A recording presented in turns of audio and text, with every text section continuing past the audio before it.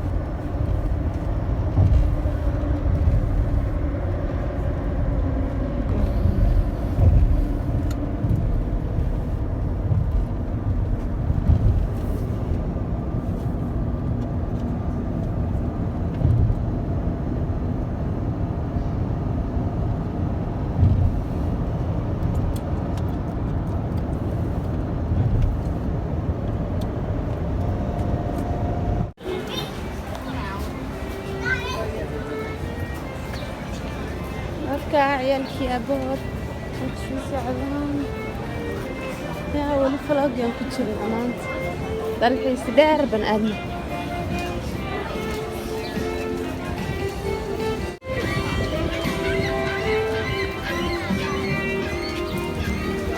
That's enough for now, guys. I'm going to give you a quick 1 to 2 minute break, and I'll get back to you once we actually reach the Toronto Islands.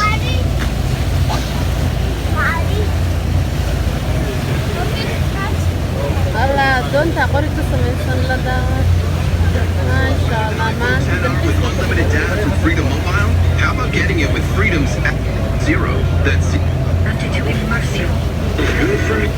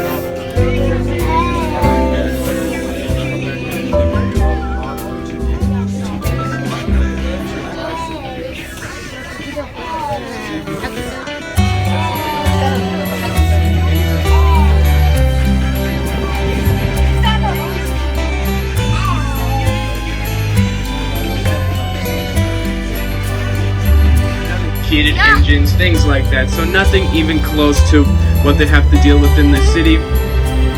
You can see the CN Tower right now. I'm going to save talking about that for later on in the tour when we can see it a little bit better. I don't want any neck injuries today trying to look at the CN Tower, so I'm going to talk about the much shorter, much chubbier building to the left of the tower, the Rogers Centre. Do you guys know the real name of the Rogers Centre? The original name was Sky Dome, because that's exactly what this stadium is. It's a big dome roof, opens up to the sky in around 20 minutes or so, and it's actually the first fully successful retractable roof stadium in all of Canada. I would like to emphasize the word successful though, because Montreal, they actually did beat us to it. They built a massive domed stadium back for the Olympic Games, and then for the opening ceremony they opened the roof and it never closed again. So quite a sad story for Montreal. But Rogers Centre, home to the Toronto Blue Jays, only Major League Baseball team we have here in Canada. We got any Jays fans aboard today? Wow, that's more than usual. Usually just silence and blank stares. Luckily not just sports here at the Rogers Centre. We've had a lot of musicians, Beyonce, U2, Coldplay, Ed Sheeran, Metallica, Foo Fighters, very big names sell out the Rogers Centre. We've also had speeches by the Dalai Lama, by the Pope, the Queen of England, just to give you some of the bigger ones. So right now, Captain Daniel has just made an incredible turn towards the Toronto Islands. Out the right, you can see one of the 15 in total islands. This one, though, is a bit different because it is completely man-made. The rest are natural, and it's called Airport Island. You can probably take a pretty solid guess as to why. All that's on this island is an airport called Billy Bishop City Center International Airport, a very long name for such a small airport. The runway here, 1,400 meters long, so making it one of the smallest and also one of the most difficult airports to land at in all of Canada.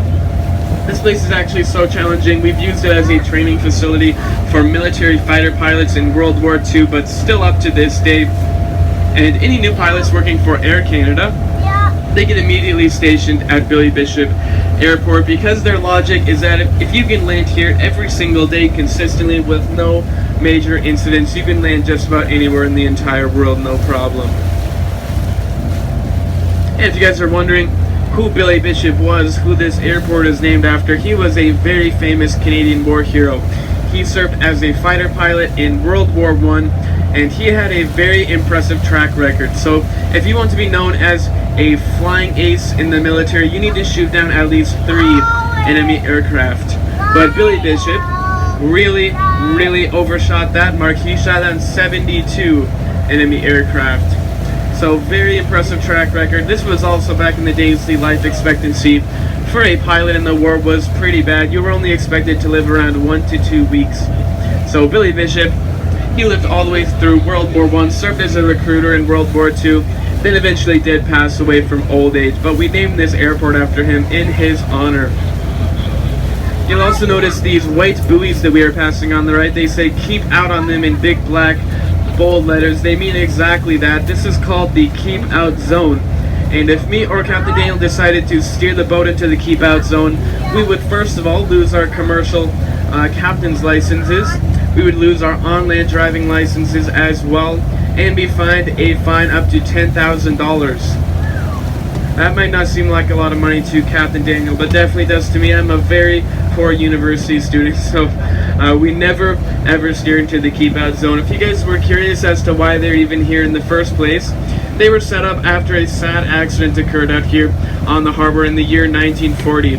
So a pilot was coming in for landing on a foggy, low visibility evening. He couldn't see very well, and he mistook the lights of one of the public ferries on the harbor for the lights of the runway, and the two collided. It was a very bad accident. A lot of lives were lost, so we set up these buoys in place to prevent anything like that from happening in the future.